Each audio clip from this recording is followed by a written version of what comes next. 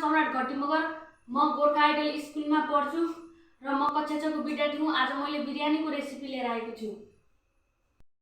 टमाटर, प्याज अनि अदुवा र लसुनको पेस्ट, सुके खोर्सानी, दही, ओरेन्ज कलर, घी, पिसेको जिरा हाल्ने,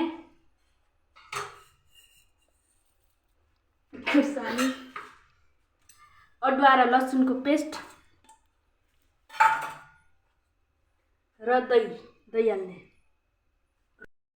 ओरेन्ज कलर हाल्ने अनि लङ सुकमेल हाल्ने,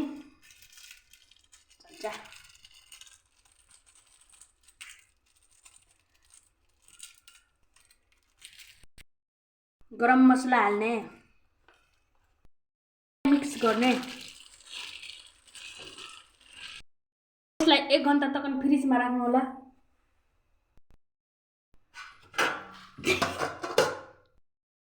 ल म टाई राखे।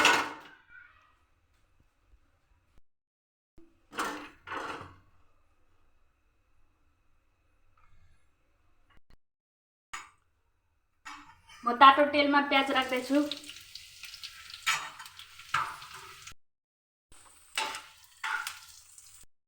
प्याज अफ गरेर र यो भुटेको प्याजलाई म प्लेटमा राख्न गइरहेको छु। को पानीमा लङ सुकमेल र पत्ता हालेको छु।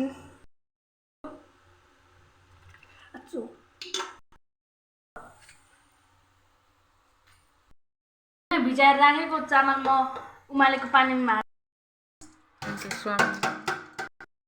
1 चम्चा नुन राखे। यो चामललाई केही बेर पाक्न दिन्छम। मैले फ्रिजबाट निकालेर यहाँ राखे। म तेल हाल्न गइरहेको छु। ल मैले यहाँ मासु हाल्न गइरहेको छु।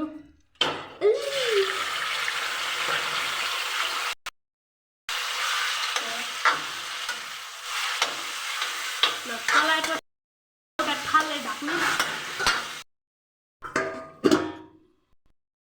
टमाटर राखे। म चामल राख्न गइरहेको छु। मैले 1 चम्चा घिउ राख्न गइरहेको छु। प्याज, फेरि त्यसको माथि अर्को लेयर राख्न गइरहेको छु। थोले घिउ,